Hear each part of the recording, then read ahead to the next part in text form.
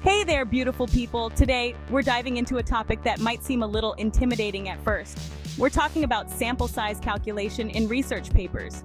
Why should I care about this? Well, it's more important than you might think. Sample size is all about how many people or things you need to study to get reliable results. It's like baking a cake. If you don't use enough ingredients, your cake might not turn out right. The same goes for research. If you don't have enough participants, your results might not be accurate. Getting your sample size right is crucial for your research to be taken seriously. It's not just about having a big number, it's about having the right number. Too few, and your results might not be reliable. Too many, and you're wasting time and resources. So whether you're a seasoned researcher or just starting out, understanding sample size is key. It's a powerful tool that can make or break your study, and that's why we're here today to demystify this concept and help you master it. Are you ready to embark on this journey with me? Let's go. Now, let's talk about why calculating sample size is so crucial. Imagine you're trying to find out what the most popular ice cream flavor is in your town. If you only ask 5 people, can you really say that represents everyone? Probably not. That's where sample size comes in. It helps ensure that your results actually mean something. A well-calculated sample size gives your research credibility. When you have the right sample size, you can be confident that your findings represent the larger population you're studying.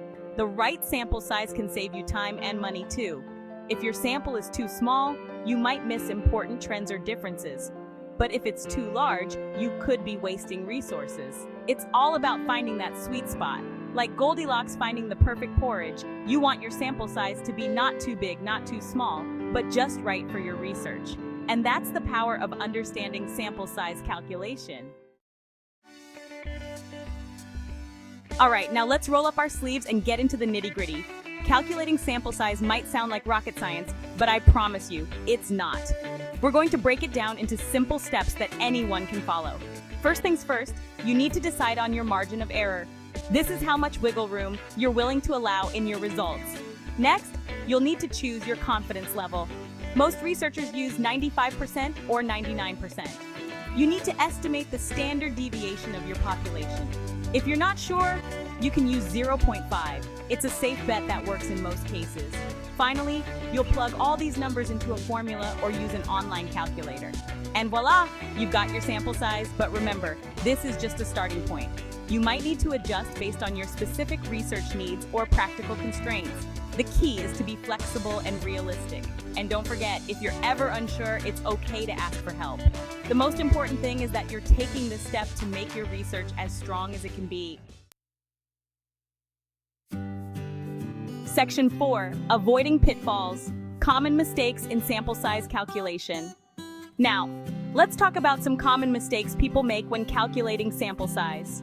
One of the biggest mistakes is not considering the practical aspects of your study. Sure, your calculations might say you need 10,000 participants, but is that realistic? Can you actually reach that many people? Always think about what's feasible for your time, budget, and resources. Another common error is forgetting about dropout rates. People might start your study but not finish it. Always account for this by increasing your initial sample size. It's like inviting extra people to a party, knowing some might not show up. Better to have too many than too few.